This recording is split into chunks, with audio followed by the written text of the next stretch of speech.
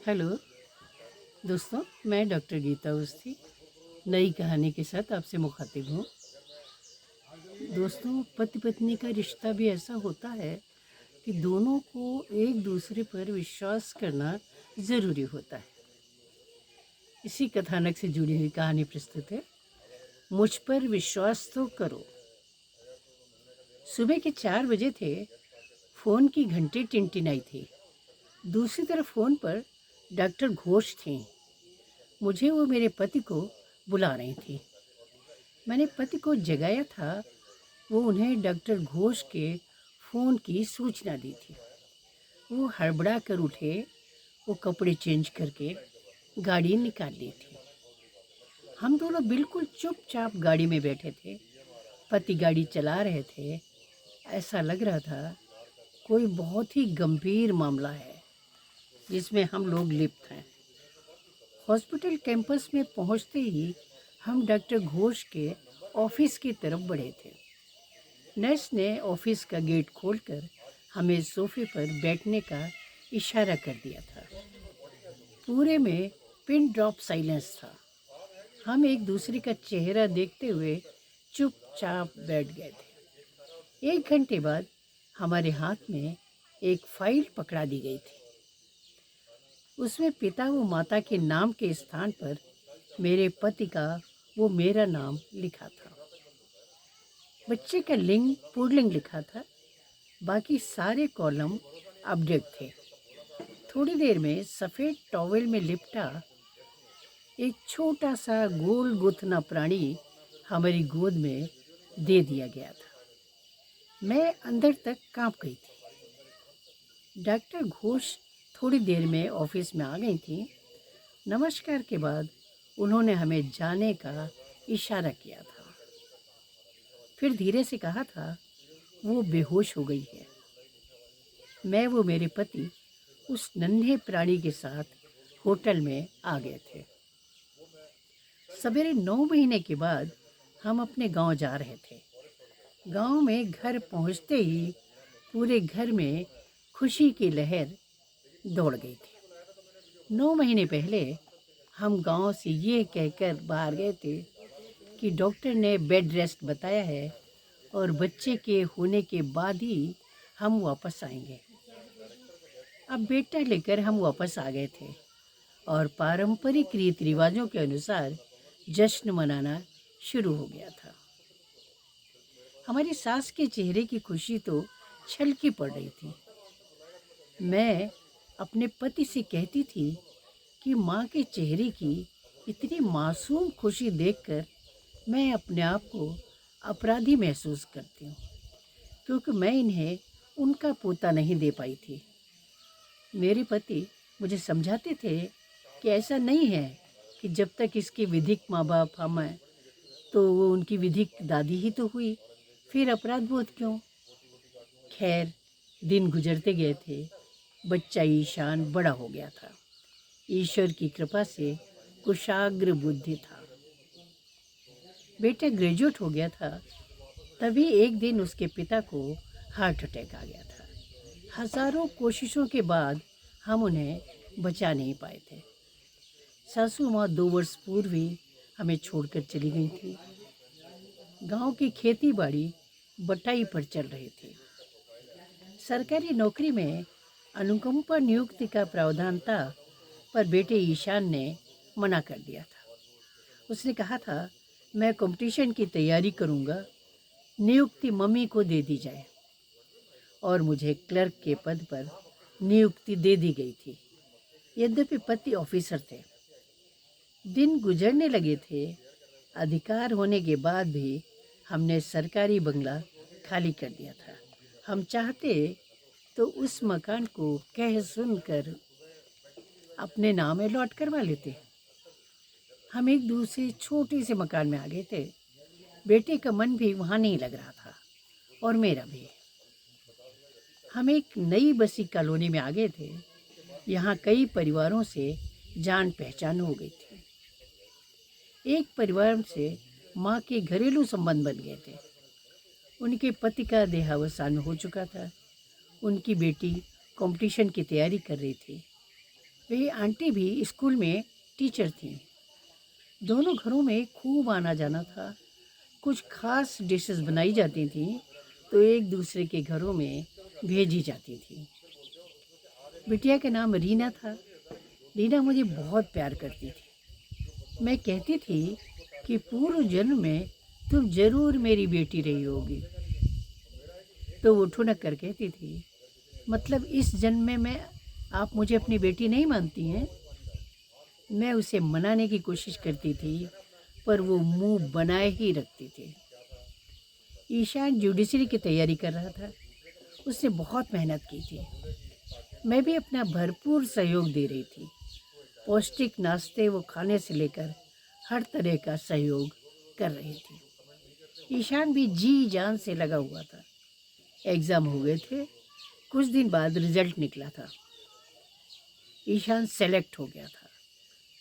कुछ दिन बाद इंटरव्यू होना था। रीना पिछले कंपटीशन में भी सेलेक्ट नहीं हो पाई थी। रीना बहुत ही चुलबुली थी। वो ईशान से भी उलझती रहती थी।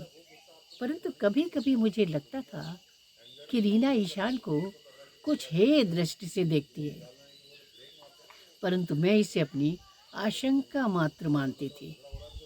एक बार मैंने ईशान को यूं ही मजाक में बोला था, रीना से तेरी शादी की बात उसकी मम्मी कृष्णा से करूं क्या? दोनों परिवारों के संबंध और प्रगाढ़ हो जाएंगे। ईशान ने धीमी आवाज में कहा था, वो मुझसे शादी नहीं करेगी। उसका ख्वाब आईएएस है। मैं कुछ सोचने पर विवश हो गई थी। क्या रीना अपने आप को या अपने परिवार को इतना उच्च स्तर का मानती है कि ईशान को अपने सामने तुच्छ मानती है? मन अपनी विचारधारा को स्वतः ही मोड़ देता था कि नहीं, ऐसा नहीं हो सकता। ये मात्र मन का सतही ख्याल है। एक दिन मैं घर का पुराना सामान फिर से सेट कर रही थी। रीना मेरी हेल्प कर रही थी। हम दोनों थोड़ा थोड़ा सामान हटाकर साफ कर करके एक तरफ रखते जा रहे थे। तभी मैंने देखा कि रीना के हाथ में एक पुरानी डायरी थी। रीना उसको पढ़ने की कोशिश कर रही थी। मेरी नज़र उस पर पड़ी थी तो मैंने कहा था, क्या है रीना, देखूं तो। रीना ने हड़बड़ा कर जी आंटी कहकर डायरी मुझे पकड़ा दी थी। रीना की आंखों में एक अपराध भाव था कि वो दूसरे की डायरी पढ़ते हुए पकड़ी गई थी। मैंने डायरी अपने पास रख ली थी। सामान ठीक से रखवाने के बाद रीना अपने घर चली गई थी। दूसरे दिन सवेरे कृष्णा जी मंदिर में मिली थी। मुझसे पूछा था कि रीना ने सामान ठीक से जमा दिया था ना? मैंने हाँ कह दिया था। तो हंसते हुए बोली थी, रोज रोज बुलाती हो, एक साथ अपने घर बुलाकर क्यों नहीं रख लेती? मैं मुस्कुरा दी थी। ईशान इंटरव्यू देने गया था। मैं घर में अकेली थी। मैंने काम ख़त्म करके सोचा था कि आज डायरी पढ़ती हूँ, और मैं डायरी लेकर बैठ गई थी। हैंड राइटिंग मेरे पतिदेव की थी। उन्हें डायरी लिखने की आदत थी। काफ़ी वर्ष पहले की लिखी हुई डायरी थी। कागज़ के पन्ने पुराने से लग रहे थे। लिखा था, आज नींद नहीं आ रही है। शायद मैं अपने आप को माफ़ नहीं कर पा रहा हूँ। पता नहीं किसके प्रति गुनहगार महसूस कर रहा हूँ। खुद को, अपनी पत्नी के प्रति, या फिर पुतली बाई के प्रति। पूछा करने वाली पुतली बाई की भी कोई गलती नहीं थी। पूछा करते करते उसका पैर फिसल गया था और वो बस उसे संभालने बढ़ गया था।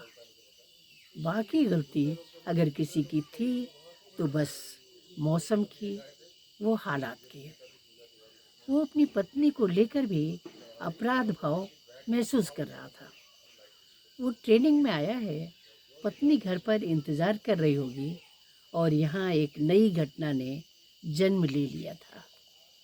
कुछ समय बाद पुतली बाई अपने कपड़े ठीक करती हुई चली गई थी, लेकिन वो अपनी आत्मा से वो क्षण नहीं झटक पा रहा है। अगले 2 माह के बाद का पेश था। हे भगवान, अब क्या होगा? मानसिक तनाव मुझे पागल कर देगा। आज पुतलीबाई आई थी, आकर चुपचाप खड़ी हो गई थी। फिर धीरे से बोली थी, 2 महीने चढ़ गए हैं, क्या करूं? बाप तो मार डालेगा। दिन भर ट्रेनिंग में मन नहीं लगा था। रास्ते में कदम खुद ब खुद डॉक्टर चोपड़ा के क्लिनिक की ओर मुड़ गए थे। बड़ी मुश्किल से शब्द होठों से फूटे थे। डॉक्टर चोपड़ा ने धीरे से कहा था, हालात को देखते हुए कोई न कोई रास्ता निकालता हूँ। शुक्रगुजार हूँ डॉक्टर चोपड़ा का कि 1 साल के लिए पुतलीबाई को अपने अस्पताल में काम पर रख लिया था। कह रहे थे कि डॉक्टर घोष से बात हो गई है, सब कुछ निपट जाएगा। पर क्या मैं अपने आप को कभी माफ़ कर पाऊँगा कि एक तो अप्रत्यक्ष तरीके से गोद लेने के नाम पर माँ बनाने की संतुष्टि, तो दूसरे से उसका बच्चा छीनने का महापाप। पता नहीं ईश्वर मुझे अनजाने में किए गए इस पाप की क्या सज़ा देगा। अगले पेज भी भरे थे कुछ न कुछ घटनाओं से। मेरी नज़र फिर कुछ पंक्तियों पर अटक गई थी। लिखा था, डॉक्टर घोष का फ़ोन आया था। कह रही थी कि नॉर्मल डिलीवरी मुश्किल है, बहुत कमज़ोर है वो, ऑपरेशन करना पड़ेगा। आप लोग 10 जून तक आ जाइए। उसका बीपी बढ़ा हुआ चल रहा है, आकर एक बार उससे मिल लीजिए तो उसे अच्छा लगेगा। ईश्वर करे सब कुछ ठीक से निपट जाए। अगले पेज पर तारीख का जिक्र नहीं था, परंतु लिखा था, ईश्वर बहुत मेहरबान है, मेरा बेटा आखिर में मेरे पास आ ही गया। मेरी आंखों से आंसू अविरल गति से बह रहे थे। क्या मैं उन्हें विश्वास के काबिल नहीं लगी थी, या मेरे पत्नी व्रत धर्म में कोई कमी रह गई थी? मैं तो बस अपने आप को ही अकिंचन मानती रही थी कि मैं उन्हें एक बेटा भी नहीं दे सकी थी। मैं सासू माँ के प्रति भी अपने आप को अपराधी मानती रही थी। चलो, ईश्वर ने अच्छा ही किया था कि सासू माँ ने अपना ही पोता अपनी गोद में खिलाया था। मन बार बार भटक रहा था कि उन्होंने मुझे विश्वास में क्यों नहीं लिया था। क्या इतने दिनों तक साथ रहने के बाद भी उन्हें मैं विश्वास के काबिल नहीं लगी थी? दुनिया उन पर उंगली उठा सकती थी, पर मैं तो उनकी अपनी थी। काश उन्होंने मुझ पर विश्वास किया होता। मैंने डायरी के पन्ने पन्ने को फाड़ कर जला दिया था। मैं नहीं चाहती थी कि एक और विश्वास का खून हो जाए। मन को संभालने की कोशिश कर रही थी, लेकिन मन डायरी के उन फटे पन्नों में ही भटक रहा था। शाम को ईशान घर आ गया था। इंटरव्यू अच्छा हो गया था। वो मासूम तो खुश हो होकर सब कुछ अपनी प्यारी सगी माँ को बता रहा था। हाँ, अब मेरे अलावा उसका इस दुनिया में और कोई था भी नहीं। अगली सुबह मंदिर में रीना की माँ मिली थी, तो मैंने पूछा था, रीना से कोई बात की थी क्या तुमने? उन्होंने कहा था, हाँ, बस शर्मा गई थी। मैंने पूछा था, शगुन कब करना है? तो वो बोली थी, पास पड़ोस के 2-4 लोग बुला लें तो अच्छा लगेगा, आखिर जज साहब की सगाई होगी। 1 सप्ताह बाद ईशान का रिजल्ट आ गया था। वो जज बन गया था। मैंने उससे कहा था, रीना से तुम खुद ही बात कर लो। वो खुद भी शर्मा गया था। 1 महीने बाद ईशान ने ज्वाइन कर लिया था। मैंने रीना और ईशान की सगाई कर दी थी। रीना को कंगन पहरा कर मैंने कहा था, जब पोता दोगी ना तो इससे भी मोटे कंगन पहनाऊंगी। रीना और उसकी माँ दोनों मुस्कुराने लगी थी, लेकिन मुझे तो इतनी अधिक खुशी थी जिसकी कोई इंतहा नहीं थी, कारण मैं जानती थी कि मुझे मेरा बेटा मिल गया था। नमस्कार।